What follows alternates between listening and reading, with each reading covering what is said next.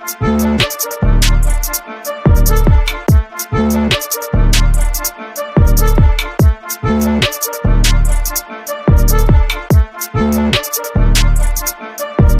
Shalom, Shalom. Before I start, I want to give honors and glories and praises to Yahweh, Bahashem Yahweh Shai, Bahashem Yahweh Kakodash, Yahweh, which is the one true name of the Heavenly Father, Yahweh Shai, who the world eagerly calls Jesus Christ, but his one true name is Yahweh Shai.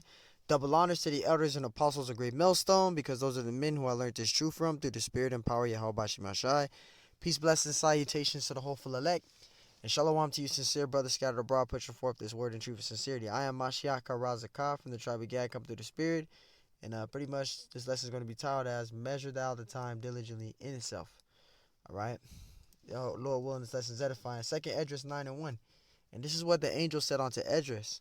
It says, He answered me then and said, Measure thou the times diligently in itself, and when thou seest part of the signs pass, which I have told thee before, right? So you're supposed to measure thou the times diligently in itself. What is that meaning?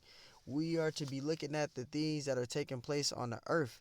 All right, our mind is to be focused on Yahweh Bashimashai.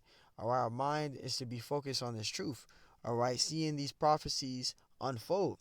All right, and that's what you to be doing as an Israelite, being those righteous newscasters. All right, seeing the things take place in the Middle East, seeing these earthquakes, these uproars, bad weather, storms, tsunamis, fires, etc. These are the things that we're seeing. We're measuring out the times diligently in itself according to prophecies that are in the scriptures, man. Verse 2, it says, Then shalt thou understand that it is the very same time wherein the highest will begin to visit the earth which he hath made. And this is talking about Yahushua. Yahushua is going to come back. All right. He's going to make his second coming. All right. You want to be, embedded in this truth and have your mind focused on Yahweh Bashim Yahshai. All right. This is verse 3. It says, Therefore, when there shall be seen earthquakes and upwards of the people in the world, and we beginning to see these things happen. There's a lot of upwards that's starting to take place. People is, refusing to be snake venom. There was a protest out in Washington, D.C., I believe almost a month ago, protesting against the venom, the snake venom, because it's causing people not to be able to work or etc. because they have to have that snake venom and they don't want it. Verse 4, it says, Then shalt thou well understand that the Most High spake of those things from the days which were before thee, even from the beginning. So all of this was set up from the beginning. The Lord ordained all of these things to happen. And we're starting to begin to see upwars take place throughout the world, man. It's even started to take place in this place called America. People are miserable, people are suffering, etc. That's why you want to have your mind focused on the scriptures and this truth. You want to be seeing these things take place. You want to be measuring down the times diligently in itself. All right? Because this is why. Let me get this out. This is I went to Galatians. Romans 13 and 11. This is why you want to be measuring down the times diligently in itself and paying attention to the things that are going on around you. Romans 13 and 11, it says, And that knowing the time, that now is high time to wake up out of sleep. For now is our salvation nearer than we believe. Right. What does it mean by it is not high time to wake up out of sleep? Is it talking about getting ready to go to sleep and go to physically sleep? No. It's talking about spiritually.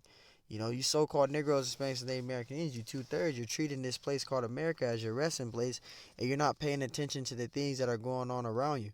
All right? You're walking spiritually asleep. You're living every day like it's just a normal day, and it's la-la land, and you're in the Wizard of Oz.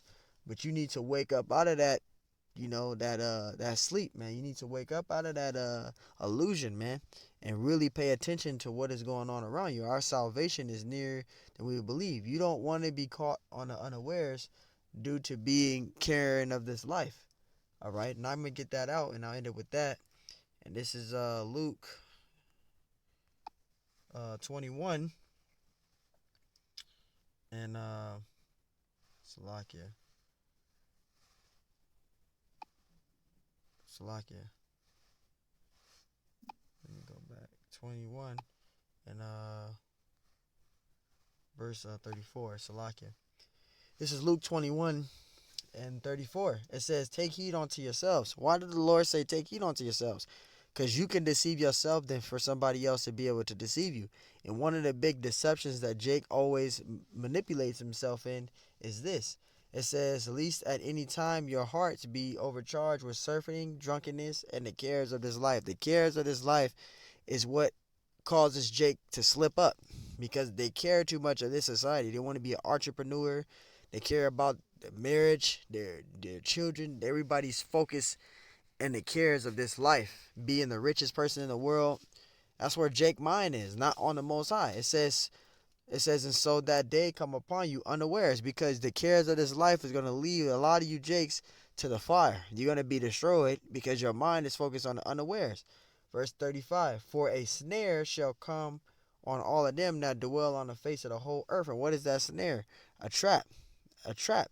The cares of this life is a big trap to a lot of these Jakes, man. You're going to get caught on the unawares if your mind is focused on this world. What did the Lord say? I was going to end it there, but the Spirit is really on me right now, heavy. This is Colossians 3:2. It says, set your affections on the things above and not on the things of the earth. So you are to be focused on Yahweh Shemashah. Your mind is to be focused on this truth, not the things of this world, man. All right? Because it's not going to profit you anything. All right? It's not going to profit you anything. This is Matthew 6 and 33. Matthew 6 and 33. But seek ye first the kingdom of heaven. Salakia. It says, but seek ye first the kingdom of Yahweh. It says, in his righteousness, and all these things shall be added unto you. So, right, you want to seek first the kingdom of Yahweh Shemashai. That's where your mind is supposed to be focused on, this truth, not the cares of this life. And if you're a Jake that has that type of spirit, the cares of this life, you're gonna be that individual to be caught up on the unawares and be destroyed. All right. So you need to be focused on this truth.